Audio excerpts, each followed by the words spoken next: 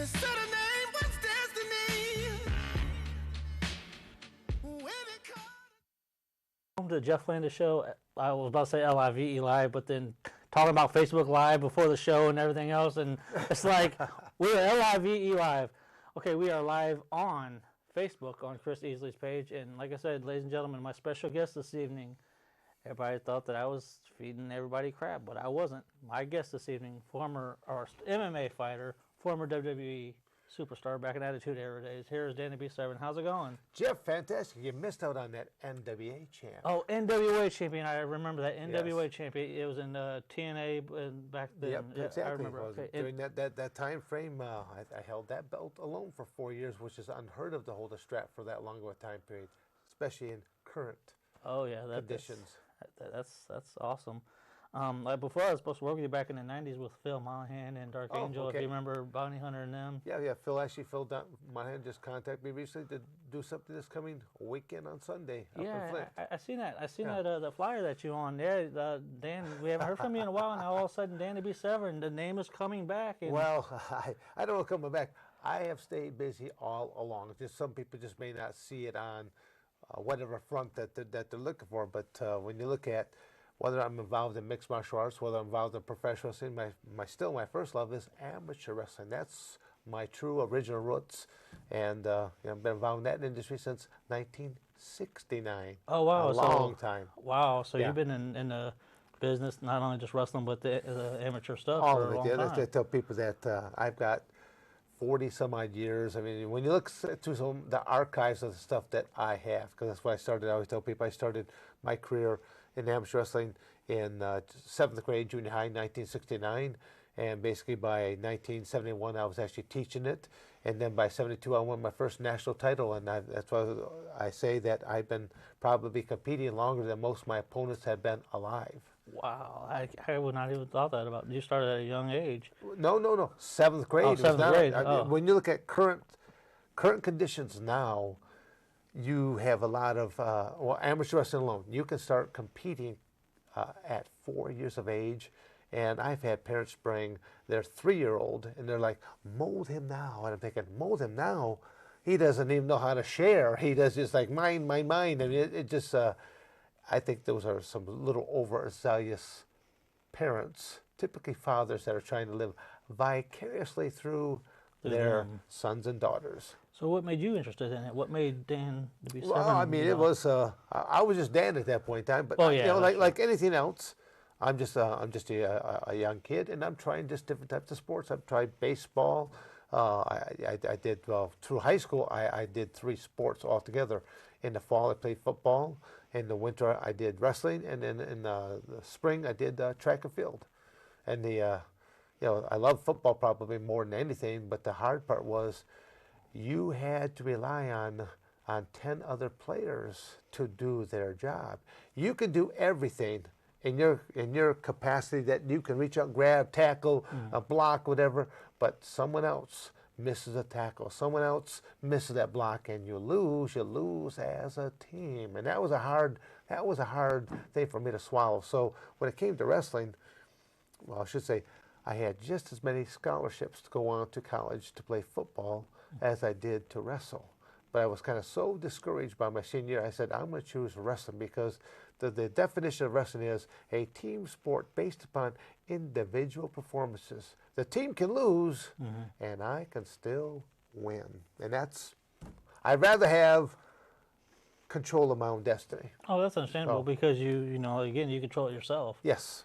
Now, you've been doing this for forever. Now, what made you decide to get into professional wrestling? Because I know you've had a long career with it. Professional wrestling was my very first profession, and that came about as of the 1992 Olympics. A new rule came down from the United States Olympic Committee that allowed athletes to be both amateur and professional simultaneously, as long as you were not involved in high school athletic programs or a collegiate athletic program, because you still fall underneath the rules of the High School Athletic Association rules or the NCAA rules. I was already well past my collegiate eligibility, so I could have my cake and eat it too. I was a wrestling coach at both Arizona State, Michigan State, and by the same token, I started pursuing professional wrestling. It was just a great opportunity, because a lot of people always think that as they've watched my career, they thought that I went from cage fighting, from amateur wrestler to cage fighter to professional wrestling. It's just the opposite. I went from amateur wrestling to professional wrestling and then on to the cage fighting industry. And the only reason I say cage fighting, because the product that you watch today is known as mixed martial arts. Mixed martial arts has approximately 47 or 49 rules. And the predecessor, NHB, otherwise known as No Holds Barred, only had 2 rules to abide by. Those being, do not bite your opponent and no sticking fingers in the eye socket, no eye gouging. End of the rules. End of the rules. Anything else your imagination come up, you were good to go. There were no weight classes. There were no time period, no gloves, bare-knuckled. And it had the element of the 8-man tournament. So the same 2-hour pay-per-view that still runs to this day, where people are paired up against one person, one opponent, you had to face and defeat 3 opponents. Oh, wow. And there is only one Triple Crown champion from the UFC's No Holds Barred era, and that is Amwa. And I'm sitting, I would say I'm standing next to him, but I'm obviously sitting down, so I'm not standing next to him. And that, again, because it's illegal to actually hold these kind of events. Yeah, I look at that. I'm in a category all by myself. But now when you look at other aspects of, I've never been in a fight in my entire life, but I've been a competitor my entire life. So I always tell people that I don't refer to myself as a fighter out there, because this is not, believe it or not, you may think differently about this, Jeff. I don't look upon this as walking into a fight. This is a competition. There actually are rules, no matter how many or how few there may be. There are rules of etiquette. And there's a referee out there. In a true altercation or life and death type of scenario, there's a lot of things that you could do to another human being without ever violating those 2 rules. That is true. Wow, like I said, you've come a long way through with doing all the stuff. Now I remember back as a kid, I'd watch Monday Night Raw when it was in the 90s, and I remember distinctly I've seen the Danger Zone commercials, and as a matter of fact, you're wearing a Danger Zone shirt right now. I'm proud of that. And it's kind of crazy because looking at back in the 90s, it's 2016 now, and it's kind of weird because I wanted to do an interview with you like back then, or whoever the promoter was, to link together, since I was doing TV in the 90s. Like, well, that'd be kind of cool. But now I'm looking at it like this. Now it's like, well, I've got Dan to be Severn on, and you're one of the promoters, right? Yes. Of Danger Zone. The cool part is that this was an organization that was designed by fighters for fighters. Jeff, can you actually name another mixed martial arts company that was designed by fighters, implemented by fighters, in existence inside the United States at all? I mean, or even on a worldwide domain. Right now, there's none of I can really think of. And you're correct. There's none that are out there. Yeah, and that's part of the problem with the sport, even in some of the regulation of the sport, because you have a lot of bureaucrats and legislators and athletic commissioners that have never done your sport, that now try to tell you how to conduct yourself. So it has not been easy to transition through those dark ages of the No Holds Barred into the acceptable mixed martial arts product that exists to this day. But by sitting down with these various athletic commissioners and legislators and politicians to understand these aren't just a bunch of caged animals that they have no other function in society, that these are people that have gone to college, they actually have degrees and things of nature. It's just a competition to them. So through that process, we put together what we felt were the best rules, especially at the times, and moving along with the times. One of the cool things that I'm happy to announce is that come tomorrow night, well, actually even tonight at the weigh-ins, we'll be discussing this. The state of Indiana has allowed the Danger Zone to implement a new rule. Yeah, I've heard you talk about that Yes. a lot. I'm interested to hear about this new rule. But again, that's because it's a game changer. When I keep jumping on Facebook Live and I say that it is going to change the future of mixed martial arts, it is. The ironic part is because I've had different people, I've been doing interviews, they're like, Dan, can't you give us any more? I go, sure. I go, if you look early on in my career, I was one of the reasons why this rule was actually implemented at one point in time. And I was the cause and effect of that. And I know that makes you feel special inside. Oh, yes. To simply know that I was part of what happened almost 21, almost 22 years ago. Oh, wow. And now that, and actually I've had this idea for literally for almost 2 decades of this is what needs to be done. And now that, it's kind of hard when you're serving multiple masters, but now that, my career's come to an end, jumping back in and revamping Danger Zone, and now just simply taking it and trying to take it out that next level. Help these athletes. The niche market that we're actually looking for is the amateur circuit across the United States. The pro level competitor, they're all set. The unified rules are in place, whether it be just inside the United States or world domain. The unified rules are accepted. But in just one country like the United States, state by state by state, the rules differ, what they allow. There are some states, like North Dakota, for example, that does not even recognize an amateur level. You automatically have to go from your gym training to, okay, here's your first pro match coming up without ever kind of getting your feet wet. Now, it might sound kind of take you off guard there just a little bit, but at the same token, when I first started, there were no amateur leagues leading up into it. I went from hearing about this cage fighting type of thing and simply jumping into it without no type of real preparation. I always tell people I did a 5-day training camp, an hour and a half a day, and I jumped into the world of cage fighting. So now it's like a revolution of it through the years of everything else. They shouldn't be just, I don't call you Dan to be a servant, but should Dan because you've accomplished so much. So it's like, you said you've done so much with, your records and stuff like that. You should be called Dan the record breaker. Because, you've broken records that most people cannot do. Jeff, again, let me just cap a little bit about just my high school career alone. I've defied things in an upward scale as the same way that even and on the downside that I'm changing the outlook on things. Just during my high school career, by the time I graduated high school, I was a 3-time All-American, high school All-American. I was a 2-time state champion. I was a national freestyle champion, national Greco-Roman champion, national pin record holder, and also the outstanding wrestler for all of the nation at that point in time.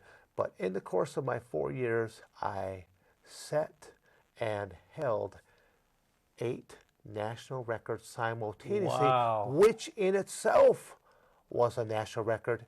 That was back in '76, and that record still holds to this day. Wow, that's very interesting. So, so when you think about that, that was by 1976. Let's jump forward by 2 decades.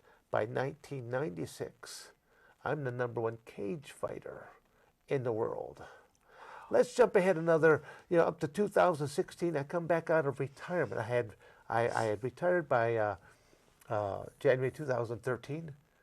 But I retired with a clause. So my last couple of years, I was trying to get just one more high-level match, and it just, I don't take a whole lot of faith in letting other people do my work for me. I seek out people myself.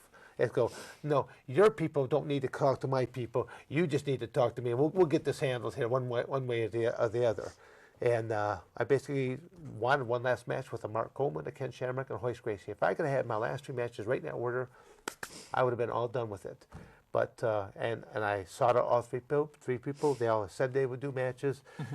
But for whatever reason, something kept coming up. And then finally, it just, I think it was January 2011, I simply told, January 2012, I simply sent out a press release to all the different promotions I had in my database. And I simply said, if any of you promoters and promotions are ever thinking about utilizing my skills, it better happen somewhere in the course of 2012, because as of January 2013, I'm done. That's when you retired? And that's what came, but I came in with that one clause, about if one of these guys would ever, come back and fessed up to it, I would have come out of retirement. So.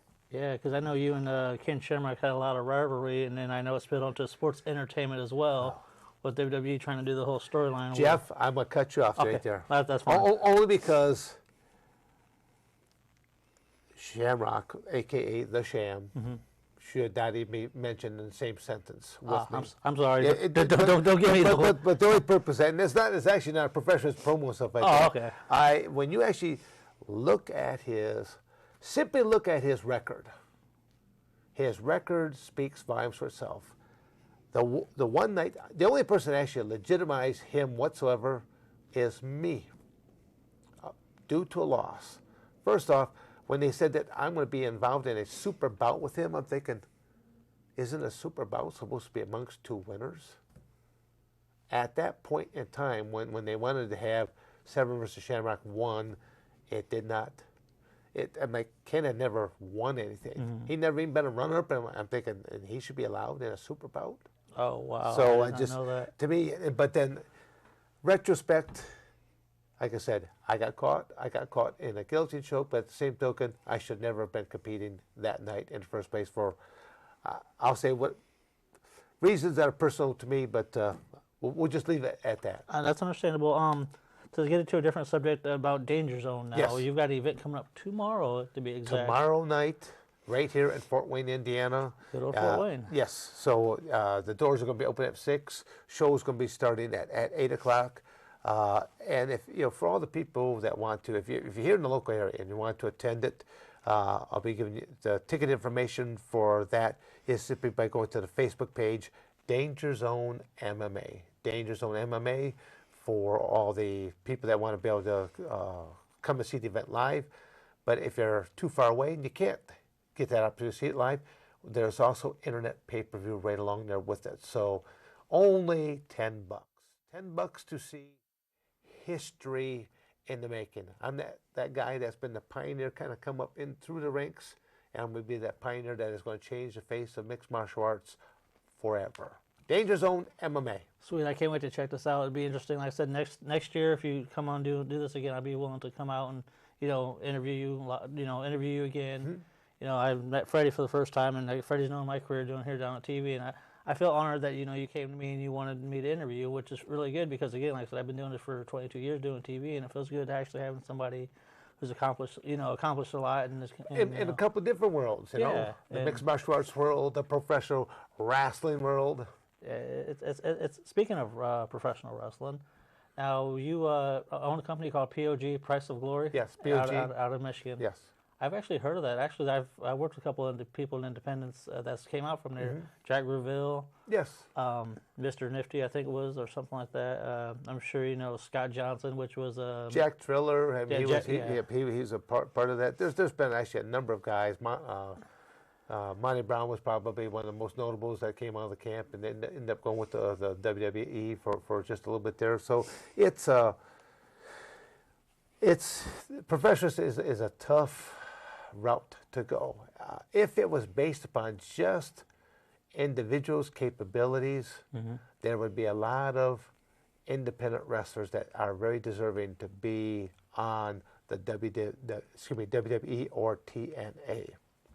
But because professional wrestling is so politically linked, you really have to know someone to get into that industry, and it is just too much politics. And I'm not much of a politician. I'd rather just hurt your feelings with the brutal, blunt honesty. Nothing wrong with that. That's missing nowadays anywhere with life. Well, yes, that is true.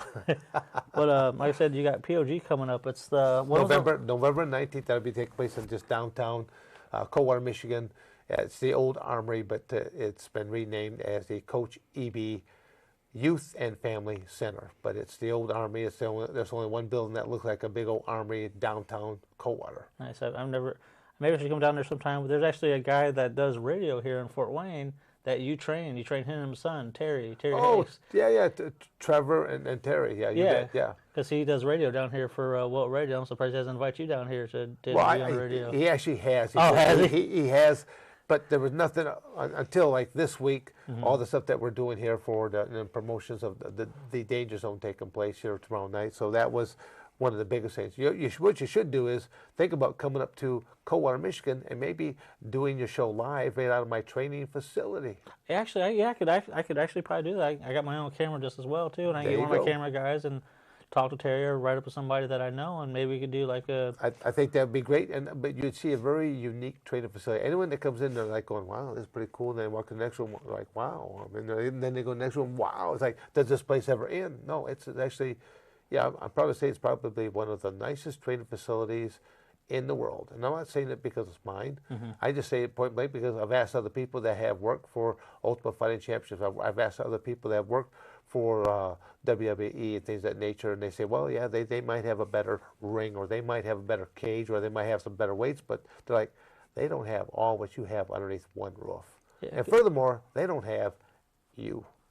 That's true. Yeah, because I've noticed that too about your, like I said, watching Trevor and them stuff, and then like I said, I got a lot of people like Brent Brooks. He's on my on my Facebook too, and I noticed that you got all kinds of different ways of training. You got blue mat, and then you got the ring stuff. And Yes. can you explain us how do you work with that? That's just a kind of a progression because to me, I don't think a wrestler deserves simply just to walk right in and simply step inside the ring. You earn that right, that privilege to do that. So there's a lot of guys, especially on the independent scene, that come in that are soft. When I mean soft, it's like marshmallow is what they look like. So to me, I had to bring them in there and I had to show them this is called the weight room.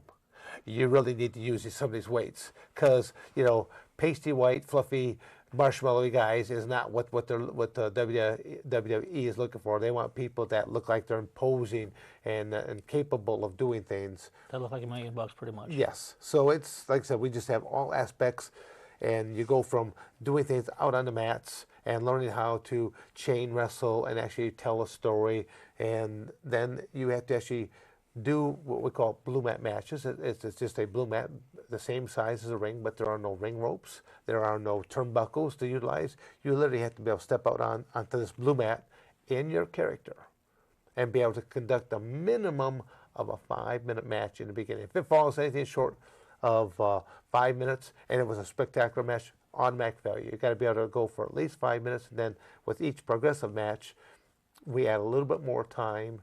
And in the beginning, we'll let more of a veteran work with you to help carry you, but towards the end, you have to be able to carry someone of a lesser ability and still be able to pass a match. Because eventually you're going to have to lead up to go that direction where you have to be the general in charge. Yes, exactly. There are times when that you're going to get in this ring, and you're going to be working with people that don't know what they're doing.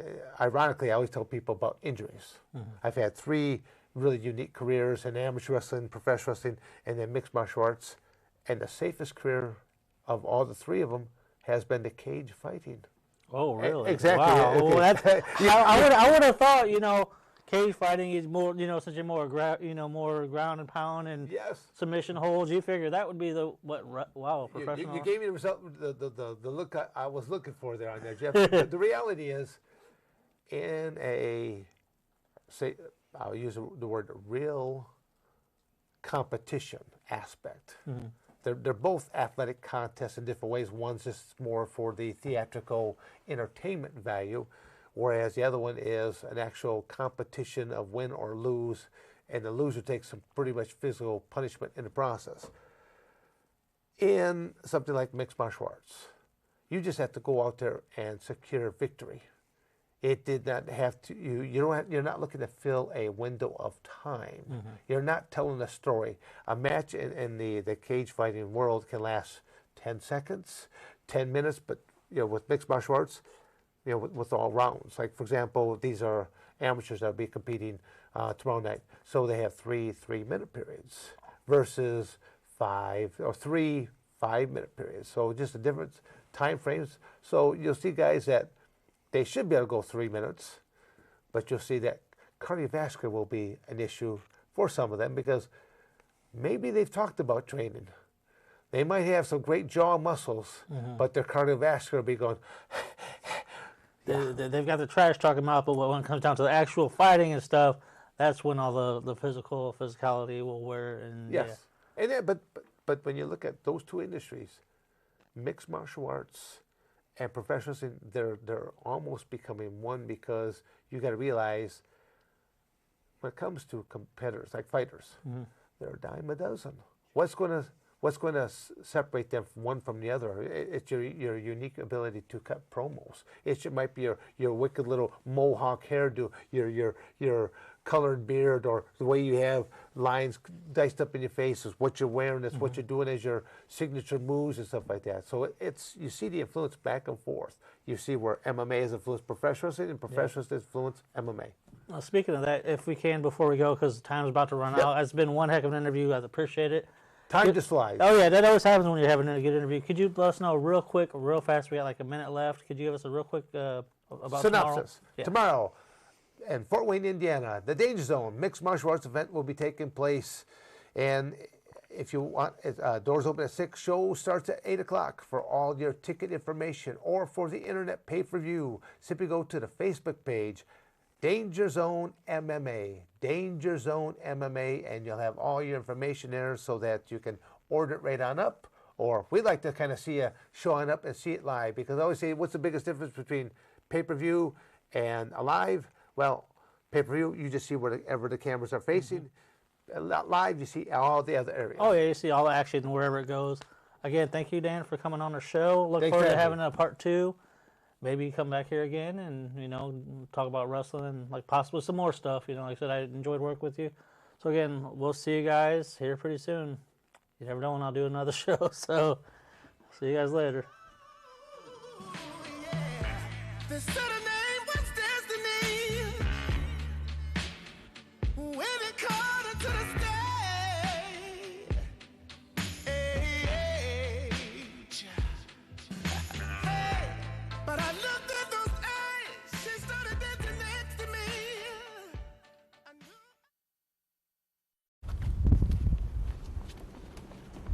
Hang out our banners on the outward walls. Still the cry as they come. Our castle's strength was laugh a siege to scorn.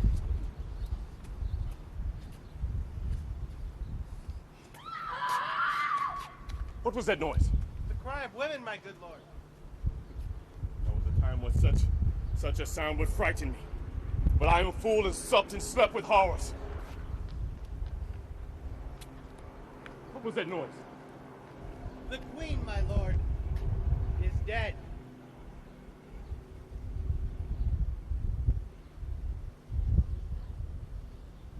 Should have died hereafter. Would have been a time for such a word. Tomorrow.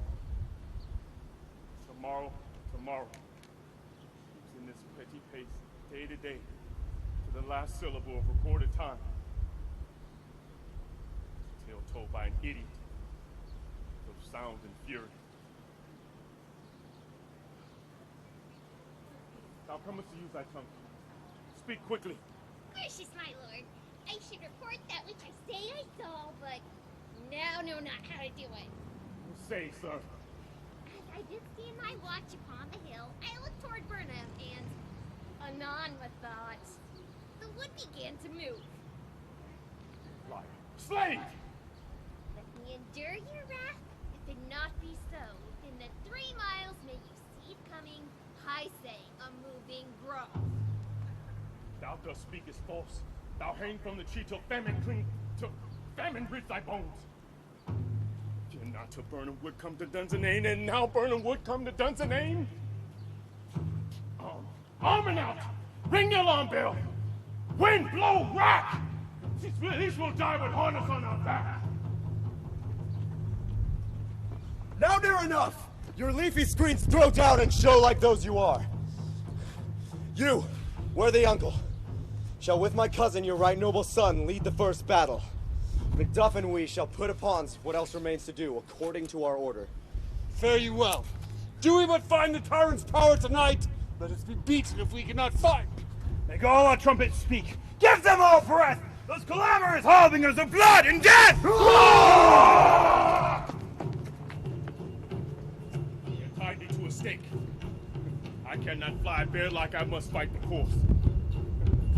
I will not dare fear of any man of woman born.